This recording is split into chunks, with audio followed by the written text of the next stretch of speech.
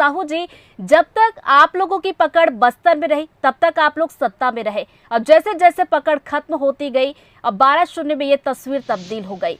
कैसे जीतेंगे जनता का भरोसा? साहू जी को आपने सुना कहते हुए नजर आ रहा है कि दिग्गजों का दौरा चल रहा है, कार्यकर्ताओं में ऊर्जा का संचार किया जा रहा है और उन्हें लगता है कि 2003 में बीजेपी के पास 11 थी, 2008 में 11 थी, उसके बाद धीरे धीरे ये सीटें कम होती गई। 2013 में 4 और 2018 में एक बीजेपी के पास जरूर थी, लेकिन उपचुनाव हुआ, वो भी आप लोगों की झोली में आ गया।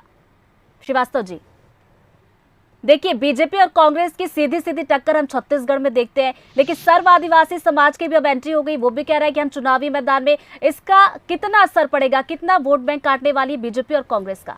ये श्रीवास्तव जी, सर्व आदिवासी समाज जो है चुनावी मैदान में उतरने के लिए तैयार हो गया है। ये जो 12 सीटें जिस पर आप लोग काबिज है, कैसे ये बड़ी चुनौती होगी आप लोगों के लिए? क्योंकि सर्व आदिवासी समाज की बात की जाए तो थोड़ा सा नाराज भी यहाँ पर चल रहा है। बीजेपी की अगर बात की जाए, नंद कुमार साय जो कि एक बड़ा नाम था, बड़े आदिवासी नेता थे, वो अब चले गए, तो इसका कितना असर आप लोगों की पार्टी पर देखने को मिल रहा है? क्या माहौल पार्टी में है और साथ ही साथ अब आप लोग आदिवासियों को कैसे साधेंगे?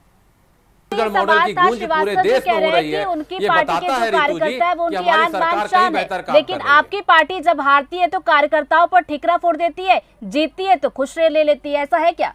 बीजेपी की तरफ से साहू जी कह रहे हैं कि भाई भ्रष्टाचार की सरकार है, कह रहे हैं कि नशे का गढ़ बना दिया गया, अपराध बढ़ गया, इतने सारे तमाम जो आरोप लगा रहे हैं। अब देखिए, हाल फिलहाल में देखा जाए तो चुनाव जब भी आते कई मुद्दे भी होते हैं। धर्मांतरण और आरक्षण की बात की जाए तो ये मुद्दा भी काफी ज्यादा सुलग रहा है। इसको आप किस तरीके से देखते हैं कि आने वाले चुनाव में, चाहे हम बीजेपी की बात करें या फिर कांग्रेस की बात करें, दोनों के लिए कितना असर डालेगा ये? सत्ता की चाबी अपने अपने स्तर पर देखा जाए तो दोनों ही दावे करते हुए नजर आ रहे हैं। हालांकि ये देखने वाली बात होगी कि जब चुनाव आएगा तब सत्ता की चाबी किसको मिलती है, बीजेपी या फिर कांग्रेस।